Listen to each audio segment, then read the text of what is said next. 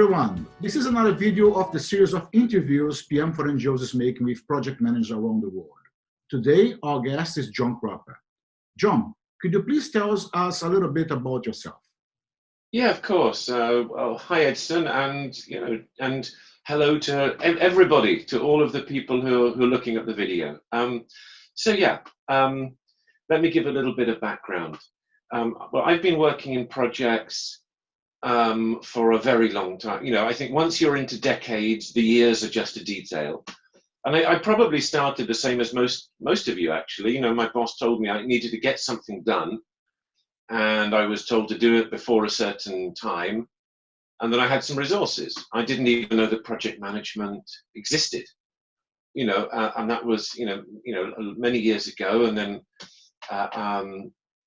I became a certified project manager, so I did Prince 2. Again, that was quite a long time ago as well. And I've been involved in one way or another with projects and programs for quite a long time, managing field projects, country level projects, regional, and I worked for Oxfam GB for 10 years, and my last job at Oxfam was running a global program which had projects on gender and governance in 17 countries. So working around projects in one way or another for a long time. And I've spent the last 9 years really focusing on capacity building around project and program management as well. Oh, that's great. That's a long experience that you have. So how did you get in contact with the DPro? Good question. I was one of the people that helped to write it. So back in 2007, I was asked to be on a working group, and there were representatives from the usual suspects. There was I was representing Oxfam. There was somebody from Save the Children, from World Vision, Catholic Relief Services, and we put together a body of knowledge that became PM DPro. I mean, at the beginning, we had no idea that it would become a certification or anything like that. But that just evolved over time. And we put together a curriculum, we got content together, it was tested with a couple of hundred people. And it was led by my colleague, Mike Culligan. And Mike tested it, checked it, we all contributed to it. And then eventually that did become the guide, and it became the certification, and that was launched in 2010. And then I ran one of the first pilot courses in Zambia, and then after that I was working for Lingos and then Humentum, leading on all of the capacity building work to do with project and program management, and a lot of that was based on PM DPro. And then I've accompanied a lot of organizations as they have been adopting and adapting PM DPro, rolling it out. I've been advising, helping, organizing capacity building, and so on. So I've been involved with PM DPro pretty much from, I would say, even before its birth. Well, thank you for that. I mean, you are one of the people who make it available for everyone and make it happen. But how do you see PM DPro among other methodologies and best practices? What makes PM DPro different? Well, I think it is different. I mean, and that's not to criticize any other methodology. I mean, whether it's Prince 2 or the IPMA certifications or PMB, they're all good certifications. I think what makes PM DPro different is, first of all, it's contextualized. And when we put PM DPro together, we are actually very aware of wanting something that was different from the existing certifications. I mean, after all, if it's just like one more certification, what's the point, frankly? And what we settled on is that we wanted something to be accessible, we wanted it to be appropriate, we wanted it to be affordable, and we wanted it to be actionable. And I think PMD Pro is. I mean, a lot of the material is free. You can download the guide for free. There is video learning templates available for free. And frankly, if somebody doesn't want to do the exam or they don't need the exam, so what? Who cares? It doesn't matter. I mean, if an organization gets hold of the guide or something and they apply, they make their projects a bit better, fantastic. That's a win. So it's affordable, it is appropriate, everything is contextualized to the sector. I mean, why make things harder? And I've seen, you know, a lot of training efforts really struggle when, you know, maybe the trainers are very good and they're focused on another, you know, more generic certification, and a development practitioner says, oh, okay, I understand this. How does this link to my funding proposal or my logical framework? And of course, these are tools that our sector uses, other sectors don't. And then the answer is often, well, you need to work that out, which is not very helpful. So, you know, what PMD Pro is doing is saying, well, look, we've got these tools and techniques of the profession of project management. How do we link these? How do we put these in the context of development? So, for example, something like a logical framework has got assumptions. You flip assumptions and make them negative. Assumptions are usually written as positive statements. Make them negative, they become risks. Oh, you can then put them into a risk register. And if you do that before you plan and you're using tools like a work breakdown structure, network diagram, you maybe can modify your activities to take account of the risks. So people can see how the tools of project management link to the development tools. So I hope it's appropriate for people. And we also, so, you know, it's affordable, it's appropriate, it's accessible as much as possible is online. And I think that's really important. And for people who do want to do the certification, that's online as well. I mean, if you've got to go to a particular training center to do an exam, well, I mean, and if you're in London or Washington or Paris or somewhere, well, great, fine, fantastic. And if you're in, you know, Laos or Burkina Faso or somewhere like that, well, there won't be a training center where you can do the exam, and NGOs shouldn't be spending money flying people to other countries to do certifications, I think. And then you end up with a lot of just barriers.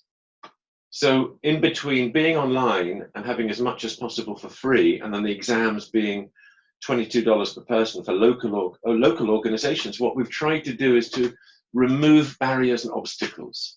So, you know, somebody could get a lot of stuff for free, they could prepare themselves. The exam was written to facilitate self-study, and for $22, somebody could do a certification. So I hope it's accessible as well. And then finally, it's got a strong focus on tools. So whether you learn that through reading the guide or watching the videos or both, or you do a training course or whatever, you've got a whole range of tools in there. And some of those tools are a little bit more maybe at the organizational level, but some of them, issue logs, risk registers, you know, work breakdown structures, these are tools you could start using yourself, you know, and you could start immediately. So again, I hope that it's also actionable, and certainly that's the feedback that I've had, Edson. No, thank you very much. And yes, I mean, all those tools are not only helpful for projects and organizations, but for your day-to-day work. Yeah, absolutely. Well, I mean, I've seen people using RACI matrices and issue logs to run a department. Okay, fantastic. I've seen individuals use it just to help plan their own work. Great, fantastic. Exactly. You know, it's just about, you know, I think what's important is the tools can be used flexibly. You just need to be clear what you're using them for. Well, you recently shared with me a story about a group of young project managers in Turkey. Could you tell us about this experience?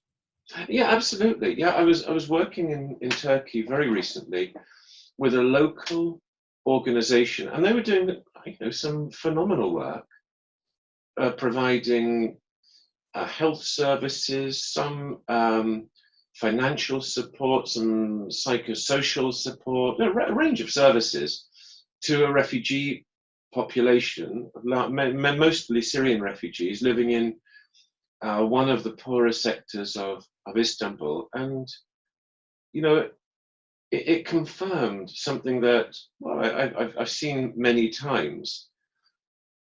But the closer you get to people delivering work on the ground, the greater the appreciation is for the tools. You know, very often it's, look, this tool can help me to do more of what I'm passionate about. And then you see people grab onto the tools, like, you know, people who are, somebody who's in the water grabbing a life belt, because they can see that this tool will help them to do their job a bit better. And that was something that's really rewarding. And they're dealing with difficult issues. And so it was great to be able to work with them and see them start to use some of the tools. And then what I look forward to, as always actually, is following up with organizations to see, well, how people are starting to put the tools into practice. Because in the end, that's what this is about. I mean, frankly, the certification is great. Don't get me wrong. I mean, the fact that 28,000 people have now been through the certification makes me incredibly proud. I mean, it's one of the things I'm proudest of in my professional life. But that's great, but it's not going to help a project beneficiary. What's going to help a project beneficiary is that you find a way to make the project a bit faster, a bit better in some way. And that's always the very best payment, is seeing people, they've put the tools to work. And I don't care if it's one tool, two, three, whatever, but they've put it to work and it's made a difference and it's improved their project. I mean, and that's always the very best payment. Yeah, that's right. Yeah. I mean, and you said it's over 28,000 people has taken the exam, but I suspect at least double or three times this number is people that has been in contact with you. Yeah, absolutely. And, you know, it's, you know, I wish we had better data of those,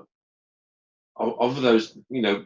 It's always one of those things, you know, hindsight, it makes things really easy, but I wish we had better data and just the people who've come into contact and used the tools. I mean, the way I look at this is that what we're trying to do is we're just trying to make the world a better place, one project at a time. And if that's one tool that makes that project a bit better, fantastic. Exactly. You know, and I always suggest get one tool working, then get another one, you know, start small and then grow. And then it's making a difference to people, and that's what this is all about. Well, and thinking about the future, how do you see a PMDPro as a long-term impact for the development sector? I mean, that's a really good question. And I think there are multiple types of answers. One is scale. I mean, on the one hand, you think 28,000 people have taken the exam, and you think, great. On the other hand, I think, well, why isn't it 280,000? You know, so I think there's something about scale. I think that as part of that, we need to look at language. You know, I'm not going to be utopian about this and believe that we can have this in every language, everywhere. I mean, I know how hard it is, but I would love to see it in a few more languages. Again, as a way of helping to get access to people who don't speak, you know, one of the existing languages, in English, French, Arabic, Spanish, or Portuguese, or whatever. So I would love to see that. Then I would also like to see much more of what you're starting to do, Edson, which is developing communities of practice. I would love to see project managers sharing. And I've already seen it. People move from one organization to another, and both organizations are using some version of PMDPro. It just makes life easier. I would love to see it. I would love to see NGOs, international NGOs, extend this to their partners. After all, the partners do 95% of the day-to-day implementation anyway. So I would love to see that.